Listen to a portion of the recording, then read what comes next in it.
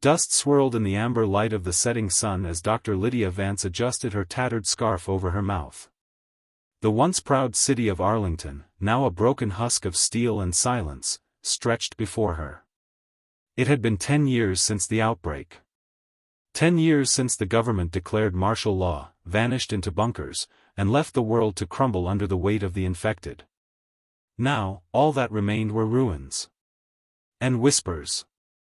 She didn't believe them at first, the rumors that spread between safe zones and trade caravans. Whispers of voices calling from beneath collapsed buildings. Of strange symbols scrawled across walls in ash. Of survivors vanishing near the city's heart.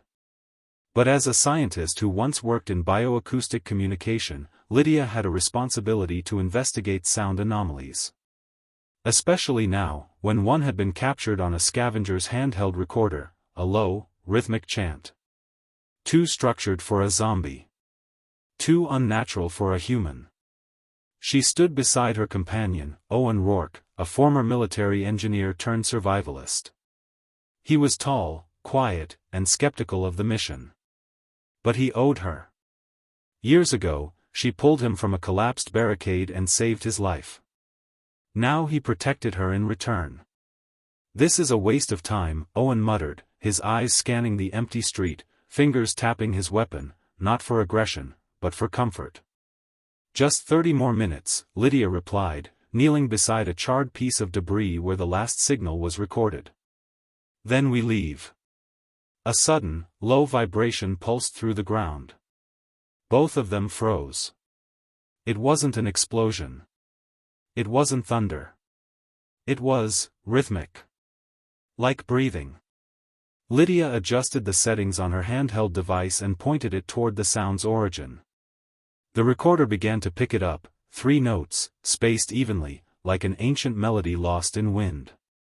"It's happening again," she whispered. Owen's grip tightened. "And what if it's a trap?" She looked at him, her eyes filled with resolve. "Then we spring it and find out who, or what, is calling."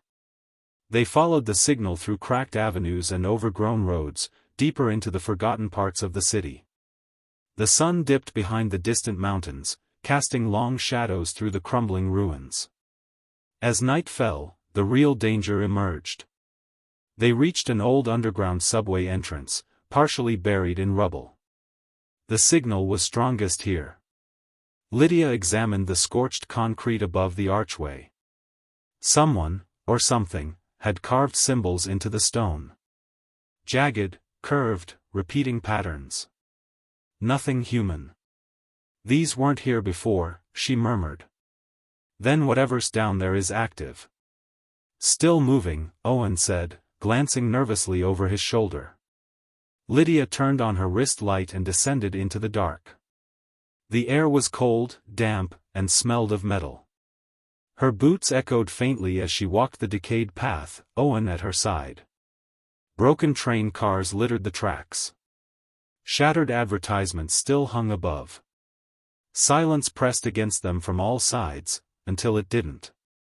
A soft voice, female, distant, and strange, echoed from deep in the tunnel. "Just one word, return." Owen grabbed her arm. "That wasn't a recording." Lydia nodded. "It's live." They followed the voice deeper into the tunnels. The sound grew faint, then louder again, like it was shifting, watching, moving just ahead.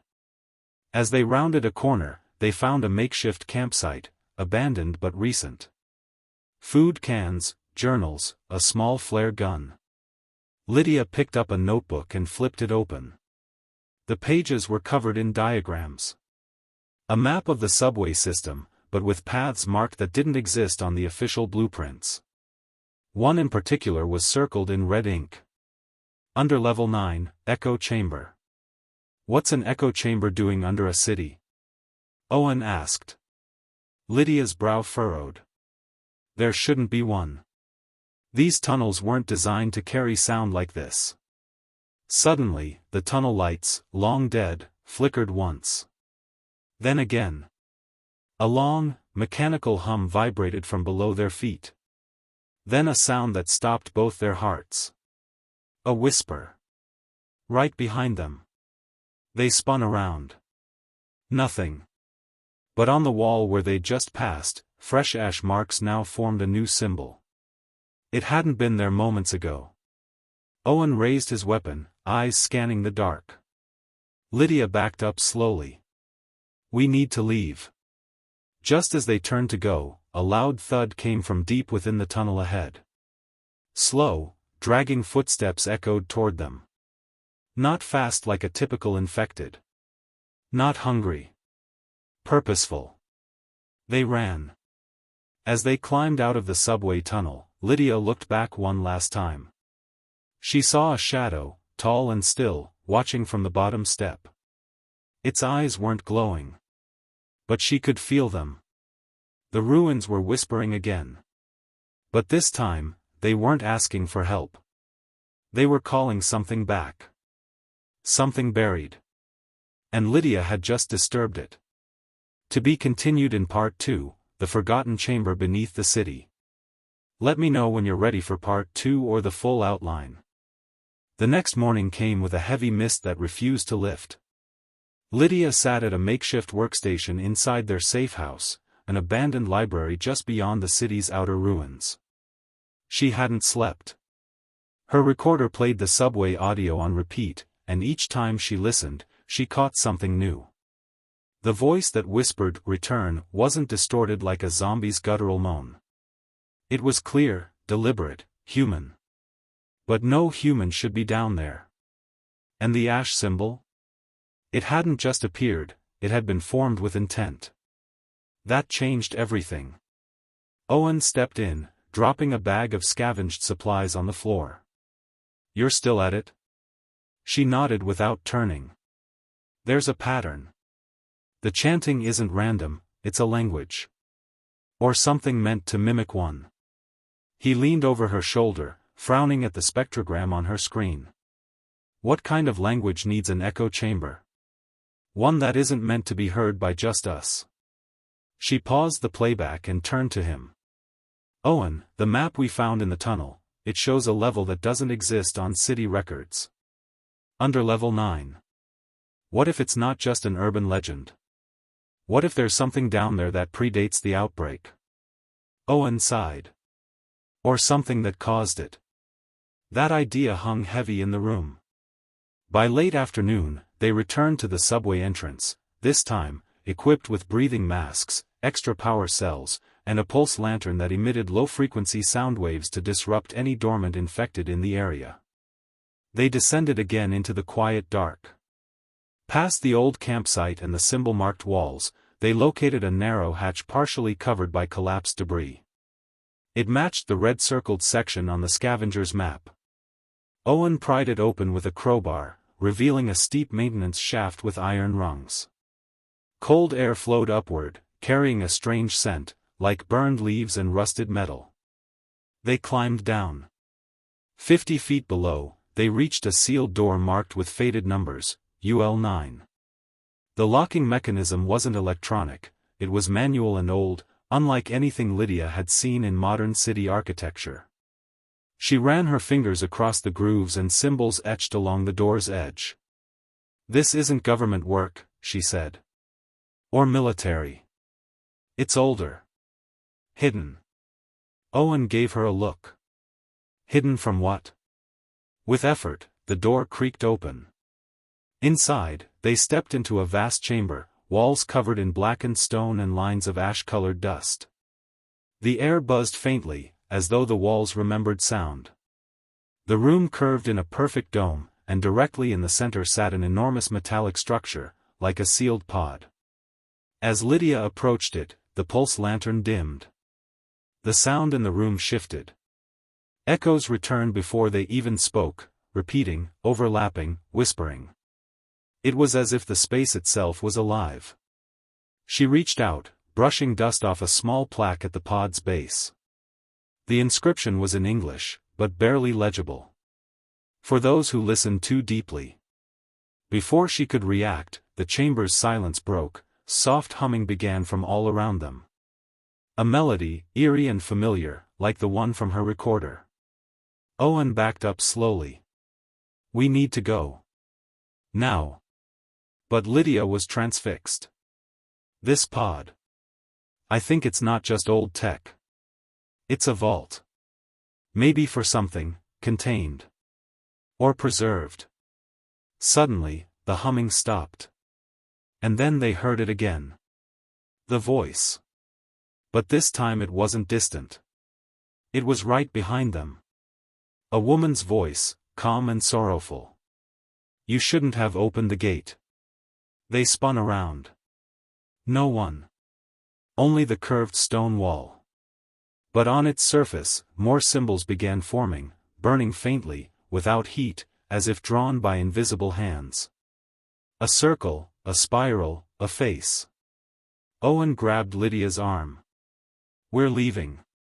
Now." As they retreated, the entire chamber trembled slightly. The pod vibrated, just once. Not enough to break, but enough to remind them, something inside was aware. Listening. They reached the ladder and climbed fast. Owen went first, then Lydia. But just as she neared the top, she glanced down one last time. A shape stood in the chamber below. Human. But wrong. Too still. Too tall.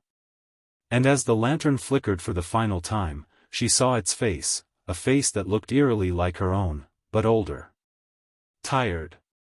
Watching her leave. Back at the surface, they slammed the hatch shut and sealed it with a broken beam. Lydia's hands shook. "What did you see down there?" Owen asked. She looked him in the eyes. Something waiting. The city ruins behind them had gone quiet again. But she knew it wouldn't last. The whispers weren't warnings. They were invitations. And Lydia had just RSVP'd. To be continued in Part 3, Ashes That Remember the Truth. Lydia couldn't sleep. Even after sealing the hatch and moving their base of operations to the other side of the ruins, her mind pulsed with questions. The voice in the chamber, the strange hum, the face that mimicked her own, it all swirled in her head like ash in the wind. It wasn't just hallucination. It felt programmed. Or worse, sentient. Owen paced in the next room, wrapping duct tape around cracks in the windows to keep the infected from noticing movement. Despite the silence outside, neither of them believed they were safe anymore. Lydia sat at the desk, scrolling through the scavenger's map again. Her eyes landed on a red-marked trail leading beyond Underlevel 9, a path labeled only the Spine. In the old city's layout, there was no record of such a thing. But the symbols they'd seen on the wall matched ones found in other collapsed sites, and every site had one thing in common. People disappeared near them. And no infected were ever found in those areas. That detail struck her hard. The infected didn't go near these ruins, because something worse might be there. She reached into her pack and pulled out a weathered cassette. It was left behind in the subway terminal, tucked inside a cracked locker with "Property of MTS" scratched into the front. The tape looked ancient, but when she ran it through her salvaged player, it worked. A calm male voice played, distorted but clear enough. "They told us we were building emergency systems, shelter for after the bombs. But it wasn't bombs we were hiding from. It was voices. Voices that changed you. The first to listen were the first to disappear." The tape cut off. Owen stepped in. "Was that recorded underground?" Lydia nodded. "Whoever made this knew what was down there. And they tried to warn us." Owen leaned against the doorframe. "So what now? We go deeper?" She hesitated. "No. Not yet. We look above." He raised an eyebrow. "Above?" Every city leaves clues behind in the buildings no one cares about. Places people forget, but ghosts remember. They traveled to the edge of dead America's ruins, where charred skyscrapers leaned like skeletons into the wind. One building stood out, a communications tower long since burned and buried in ash. But its upper floors had survived, suspended by steel beams that hadn't yet given up. Inside, dust fell with every step as Lydia and Owen climbed the cracked stairwell. Birds circled the windows outside, silent, watching, never landing. At the top floor, they reached what was once a server room. Most equipment was gutted or fried. But behind a false wall, Owen discovered a metallic locker sealed tight with 3 combination locks. Lydia found a broken ID badge nearby. Dr. Hannah Reeves, Acoustics Division, Project Echo Dust. They opened the locker. Inside, documents, reels of magnetic tape, a small metallic box, and a photo. The picture showed a team of scientists standing in the chamber beneath under level 9, the same curved dome with the same central pod. But it looked new. Clean. Alive. Owen flipped through the documents. Project Echo Dust, he read aloud. They weren't building shelters. They were building receivers. Designed to pick up ultra-low frequency messages. From deep beneath the earth. Lydia froze. They were trying to talk to something. No, Owen said slowly. They weren't talking to anything. They were listening. And whatever was talking back, changed them. He handed her a file stamped, classified, failed containment. Inside were pages filled with journal entries. Subjects began to mimic voices hours before they lost control. Infected show resistance to sound near the central frequency. Chamber 9, no survivors. Echoes still loop. Origin unknown. They stared at the final line. If this reaches the surface, the infection won't be physical. It will be something else, something that thinks. Lydia stood back, heart pounding. What if the outbreak wasn't biological, she said. What if it started as a sound? Owen's eyes widened. A viral idea. The idea that had spread not by bite, but by whisper. Suddenly, the room shook. Not violently, but just enough for the dust in the air to vibrate in patterns. A low hum started again, this time from the metallic box they'd brought up from the locker. It had turned itself on. It emitted no noise. But the window glass began to tremble. Then Lydia heard it. A voice, not with her ears, but in her mind. We remember you. She dropped the box. It cracked open, revealing a smooth black disc pulsing faintly. It was warm. She and Owen stared down at it. Not a weapon. Not a key. A beacon. And it had just been activated. To be continued in Part 4, Voices in the Static, the broadcast that shouldn't exist. The disc continued to pulse with a soft internal light, rhythmic, hypnotic.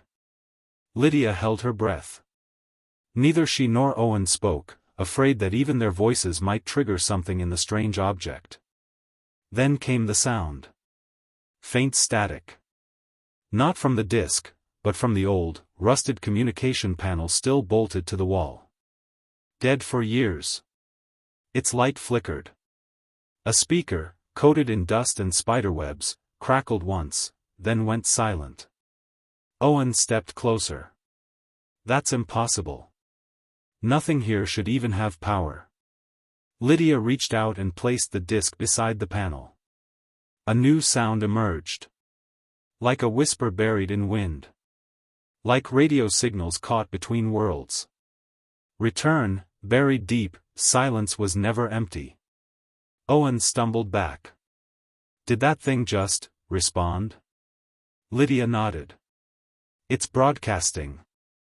Somehow. Somewhere. She looked at the photo again, the chamber under the ruins, with the scientific team who vanished. This is what they found. What they tried to contain. The static built, then abruptly stopped. Dead silence. Then a series of numbers began to play, spoken in a calm, unnatural tone. 9. 7. 2. 1. 4, 0, 9. The same numbers repeated. Again. And again. Owen quickly scribbled them down. Coordinates? No. Too short, Lydia muttered. But they could be a code.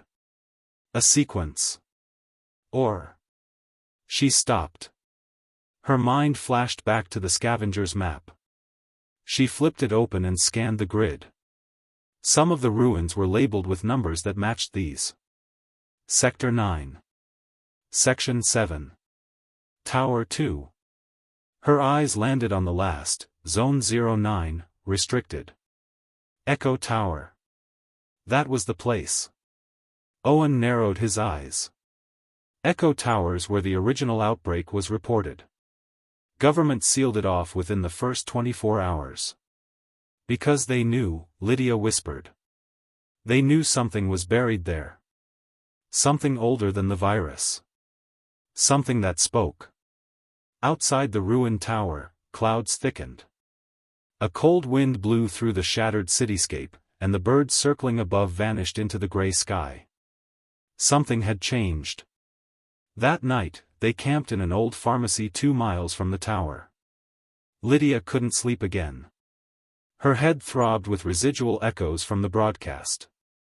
When she closed her eyes, she didn't see memories, she saw shadows of places she hadn't yet been. A long, winding hallway. A silver door. A room filled with mirrors that didn't reflect her face. She sat up with a gasp. Owen was already awake, rifle in hand, staring out a broken window. "They're moving again," he said. Lydia joined him. Far across the ash plains, the infected were gathering, silent, stumbling, but not aimless. They weren't chasing prey. They were moving in a pattern. Forming lines. Circles. "Why aren't they attacking?" Lydia asked. Owen's voice was low. "I think they're listening." A single scream shattered the quiet. Not human. Not animal. It came from the direction of Echo Tower, and echoed for miles. At dawn, they approached the ruins of Echo Tower. Once a research complex, it now stood half-collapsed and buried in volcanic ash. Massive steel doors sealed the entrance, marked with the faded logo of U.S. Signal Defense Command. A keypad blinked red. Lydia pulled out the sequence from the broadcast. 7 digits. She punched them in. The doors groaned and opened halfway before jamming. Inside, darkness. They squeezed through the gap and descended into a hallway lined with torn cables and flickering lights. The air was different, denser. Electrified. Owen checked his Geiger meter. "Radiation's minimal," he said, "but something's interfering with the readings." They passed through rusted checkpoints, toppled security drones, and shattered glass. Deeper and deeper, until they reached a vault labeled Sound Lab Alpha, Project Echo. The vault door was ajar. Inside was a massive chamber with equipment arranged like a sound stage, microphones suspended from the ceiling, circular amplifiers lining the walls, and in the center, a suspended cube of polished black stone. Lydia stepped toward it. Her voice was barely a whisper. "It's the source." The air shifted. The amplifiers powered on one by one, lights blinking as if recognizing her presence. Then, from within the stone cube, came the voice. Not spoken. Not heard. Felt. "You came back. You always come back." Owen aimed his rifle, but his hands trembled. "Lydia. It knows you." The cube began to glow from within. "All memories return here. Even those buried beneath ash." Lydia felt the pull, not physical, but mental. Like someone rummaging through her past. She saw glimpses of her childhood. Her first memory. Her mother's voice, something she hadn't heard in 20 years. And beneath it all, a moment she didn't remember living. Standing inside this very chamber. touching the cube. Screaming. The static returned, louder, angrier. The floor beneath them shook, and the infected outside began howling in unison. Something had been reawakened. And it wasn't finished whispering.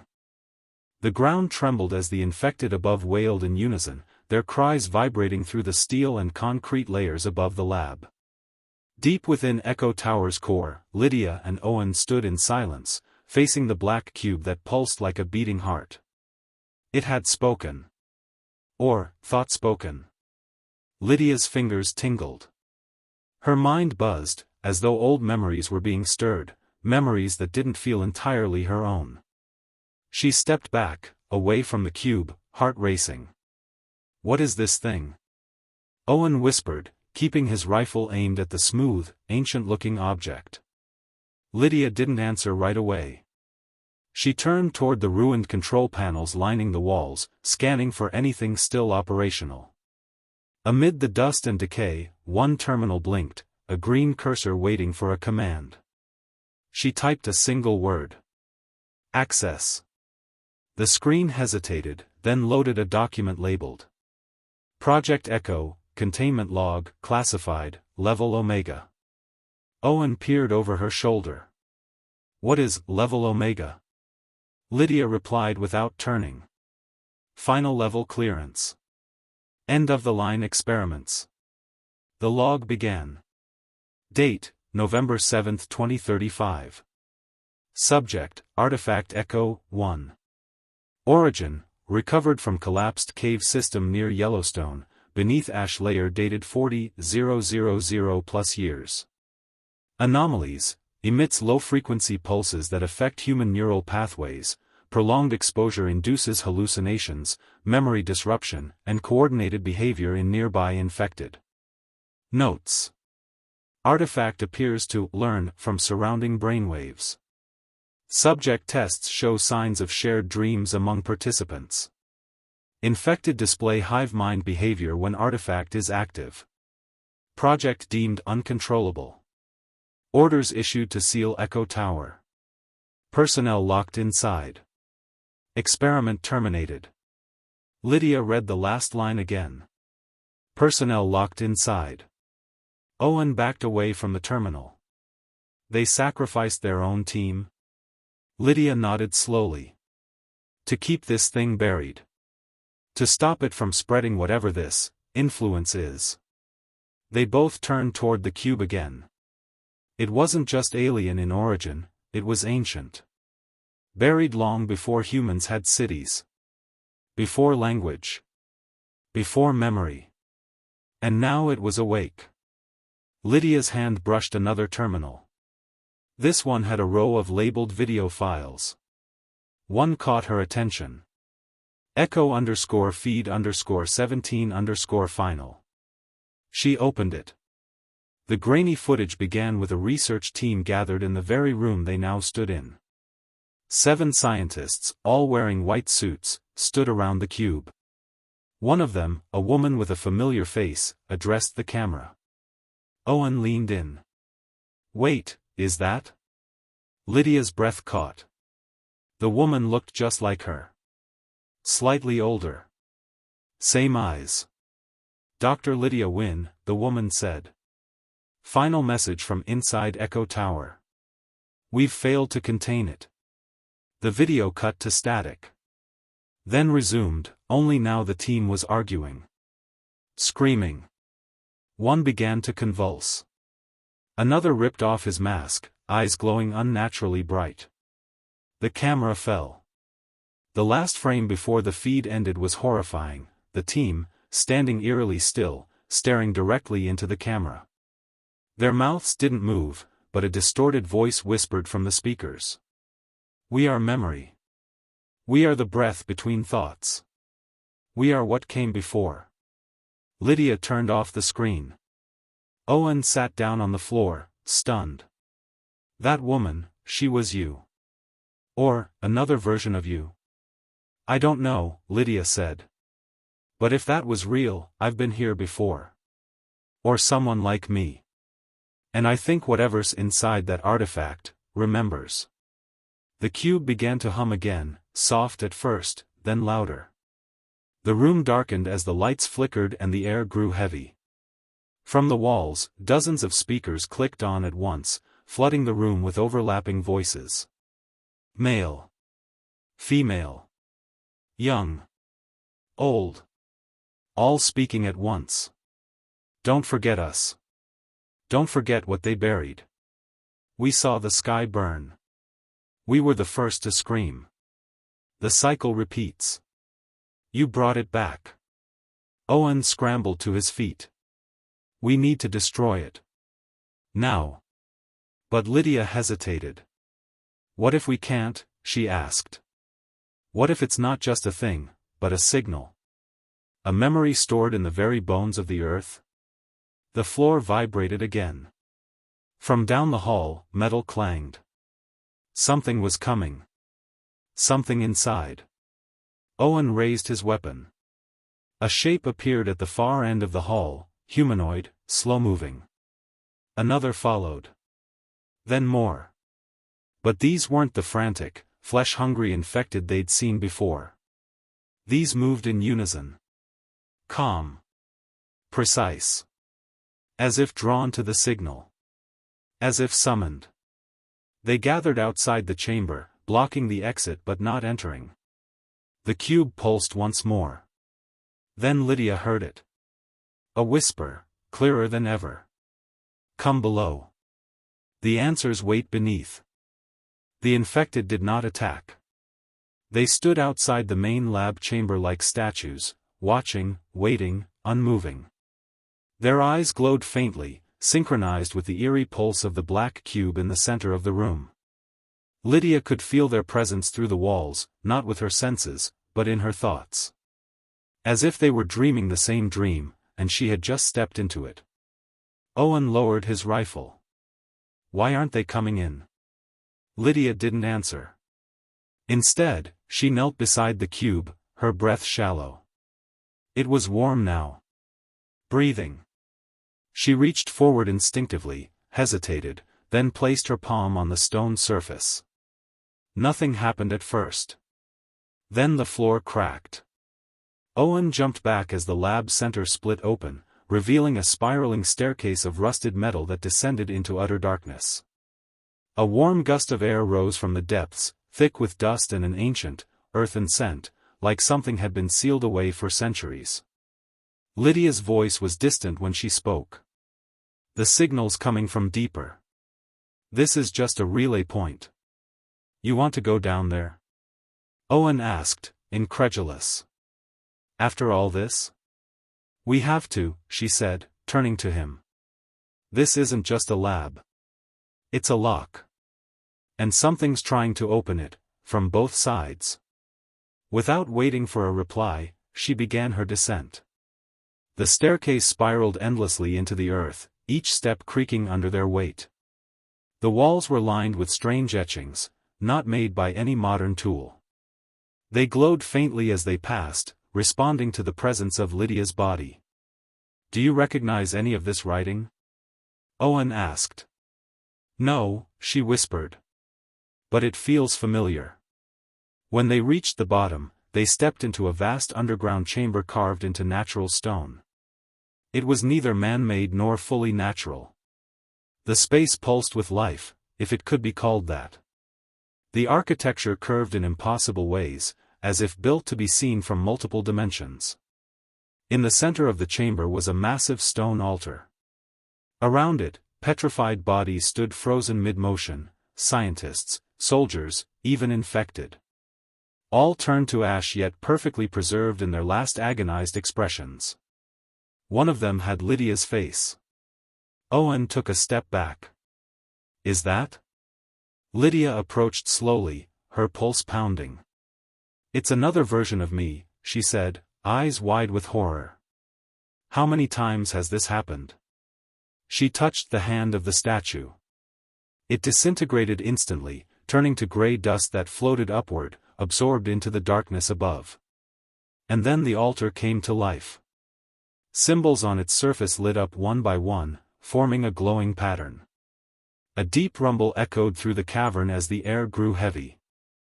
Then, a voice, not human, rose from beneath the stone. You have returned. The memory awakens. The cycle resumes. Lydia stepped forward. What are you? The voice responded, not with words, but with a wave of understanding that filled her mind. A flood of images, cities burning in the distant past, great stone monuments swallowed by forests, a time when the world was ruled not by man, but by memory. It was not a disease. Not a virus. The infected were carriers, vessels, for something older. Thought. Pattern. A living memory that had waited beneath the earth. Owen gripped his rifle tighter. Lydia, we should go. This place, this thing, it's rewriting us. But Lydia was frozen, overwhelmed. The altar shifted. Stone moved aside, revealing a pit of swirling black liquid beneath it. The liquid reflected not just light, but memory. Visions of Lydia's past lives. Echoes of choices she hadn't made. Worlds that almost were. From the pit, a shape began to rise.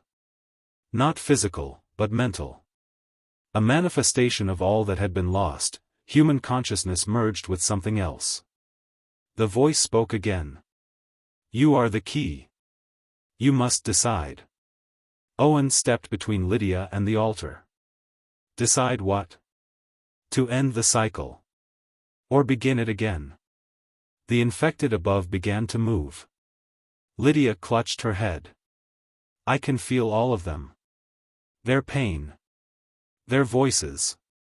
It's not just zombies, it's us. Trapped in memories that won't die.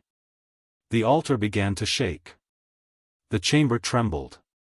The stone structure was unraveling. Time was short. Owen grabbed Lydia's arm. Lydia. You're still you. Whatever this thing is, you don't have to be part of it. She looked at him, eyes wide, terrified, but in that moment, something changed. Clarity returned. She stepped back from the altar. I won't be a vessel, she said. The pit roared. The entity screamed, not with sound, but with collapsing thought. The cave ceiling began to break apart. Owen pulled her back. Run. They sprinted toward the staircase as the chamber collapsed behind them, the altar folding in on itself, trying to take them with it. They emerged back into the lab above, gasping, as dust exploded upward and the floor sealed shut behind them. The infected were gone. The cube was dark. Silence. But Lydia knew it wasn't over. Not yet. Lydia stood in the middle of the ruined lab, her hand trembling as she wiped dust from her face. The ground beneath them was still warm, like the buried force below hadn't truly been sealed, just stalled. The black cube now sat silent, lifeless. Its pulse had faded into nothing, and the infected outside the bunker had vanished, just disappeared, as if the thing that had animated them had called them back. Or abandoned them.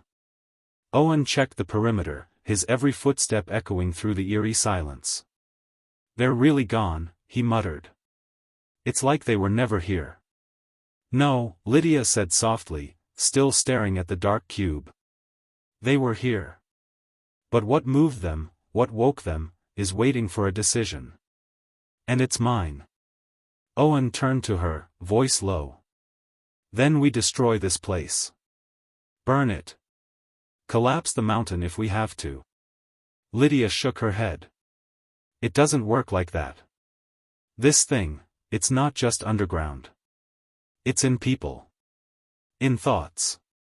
It waits inside minds like a dormant spark. It can survive memory. If I walk out of here with even a piece of what I've seen in my head, it can start over. Owen's face darkened. So what do we do? Let it win? Lydia took a deep breath. There might be another way. She led him back to the security terminal room, a forgotten place layered in dust. This one hadn't been powered on since the fall, but she knew the system architecture. It was a backup hub, designed to monitor communications from the deeper facility. As she powered it up using the last emergency cell, the screen flickered, then displayed a message. Protocol 7 Alpha detected. Conscious relay initialized. Prepare for final interface. The same symbol they'd seen in the underground altar flashed across the screen, a looping spiral with jagged edges. Lydia's heart sank. This system's not just a monitor, it's a transmitter. Owen squinted at the screen. Transmitting what? She turned to him. Me. Or rather, the thing inside me. Owen stepped back. Wait. You think it's still in you? She nodded. When I touched the altar, it didn't just show me something, it implanted something. Maybe a memory fragment. Maybe a seed. If I leave this place and connect to a network, it could spread. Owen's voice was hollow. You're saying you're patient zero for something worse than the outbreak. Lydia nodded slowly. So shut it down, he said. I can't. Not from outside. The only way to stop it is to trigger a containment signal from within the system. But it requires a live connection. She stared at the screen. And a living mind. Owen understood. You'd have to link with it. Permanently. She nodded. If I go in, I can send a burn command. Collapse the architecture from the inside. Trap the fragment in a loop so it can't grow. But once I'm in, I don't come back. No, Owen's voice cracked. There's got to be another way. There isn't, she said. And we're out of time. The silence won't last. The entity's just waiting. It knows I'm hesitating. If I take this thing out into the world, just by accident, everything starts again. She placed a small data card into Owen's hand. If I don't make it, destroy that cube. And leave. Don't look back. Owen grabbed her arm. You don't have to do this. I do, she whispered. Because I remember now. This has happened before, versions of me have made different choices. Some ran. Some tried to bargain. All of them failed. But now, I get one last chance to end it. She stepped into the transmitter pod and closed the hatch. Inside, she sat in silence as the system booted. The screen on the outside displayed her vitals. A countdown began. Interface in 10. 9. 8. Owen stood at the glass, fists clenched. Lydia. She smiled, even as tears streamed down her cheeks. If I don't come back, tell someone I tried. Then the screen went black. Inside the system, Lydia felt herself dissolve, not physically, but mentally. Her thoughts stretched into patterns, unfolding like code. She saw the spiral again. The entity waiting. It spoke, not in language, but in understanding. You choose death? Lydia's thought was calm. I choose silence. She lit the spark. The system screamed. Outside, the pod erupted in a wave of static light. Owen fell back, shielding his eyes. When the light faded, the cube had crumbled to ash. The screens were blank. The infected were truly gone. And Lydia was nowhere to be found. But somewhere, deep beneath the earth, the whispering had stopped. For now. The silence was overwhelming. For the first time since the outbreak, Owen couldn't hear the distant moans of the infected. No dragging feet. No frantic shouts. Just the wind through shattered buildings and the faint rustling of ash across broken ground. He stood alone outside the facility, the mountain now quiet, its deadly secret buried, along with her. Lydia was gone. He clutched the small data card she had handed him before she entered the interface chamber. It felt heavier now, like it carried more than just digital files. Like it held the last thread of everything that had mattered. He walked. Through ruins that no longer whispered. Through streets long swallowed by dust. Through the edge of the dead zone, past places where memories still clung to scorched walls and fractured windows. He didn't look back. Owen had made her a promise. He would survive. Weeks passed.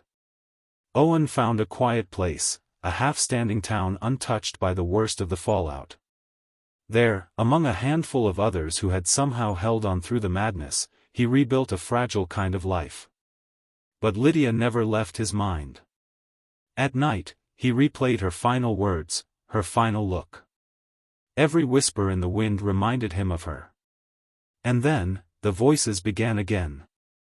Not the infected, something else. Faint static through broken radios. Fragments of code flashing across old screens. Repeating patterns, like ghost signals. The first time it happened, Owen froze. The second time, he responded. The third time, he heard her voice. This is Lydia, or what's left of me. It wasn't alive. Not fully. But it was her. Her consciousness hadn't been erased, it had been preserved. Trapped in the system she'd tried to destroy. Part of her had survived in the wreckage. And it was reaching out. Owen gathered what equipment he could salvage, rigging a crude comm station from pre-outbreak military gear. Every night, he sat by it, listening to the signal grow clearer. Lydia spoke in broken pieces at first, memories, thoughts, warnings. It's still out there, Owen. Dormant. Wounded. But not dead. I held it here. But I can't do that forever. Someone must remember what happened, so no one repeats it. He wanted to reply. To ask her where she was. To save her. But deep down, he knew, she wasn't someone he could save anymore. She was no longer a person. She was a memory fighting to remain human, fighting not to become the very thing she sacrificed herself to contain. So Owen did the only thing he could. He recorded her voice. He wrote down her story.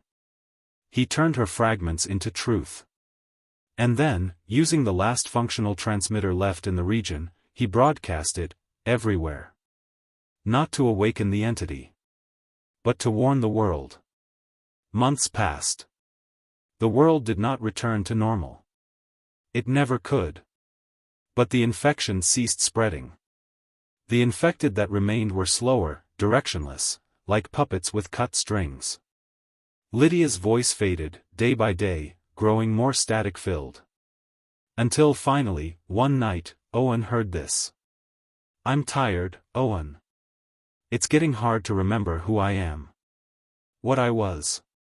But you're still out there. And that means I did something right. If anyone hears this, don't seek the ruins. Don't chase the whisper. Sometimes, silence is the only answer. Then the signal went quiet. For good. Owen didn't cry. He didn't rage. He just sat there, listening to the static, letting it wash over him like a final goodbye. He still kept the transmitter. Not to call out. But to listen. Because maybe, someday, another whisper might rise. And if it did, someone would need to remember. Dead America still carried scars. But in one forgotten corner of it, among ruins that no longer whispered, stood a small plaque carved from steel and stone. In memory of Lydia Vale. She silenced the darkness. She heard the truth. She gave everything so we could forget, and live. And nearby, Owen walked the town's edge every night, watching the horizon, ears open, not for danger, but for hope. Because even in a world broken by the undead, some voices still deserve to be heard. The end. Let me know if you'd like a follow-up story, a new title turned into another 8-part outline, or a spin-off from this one.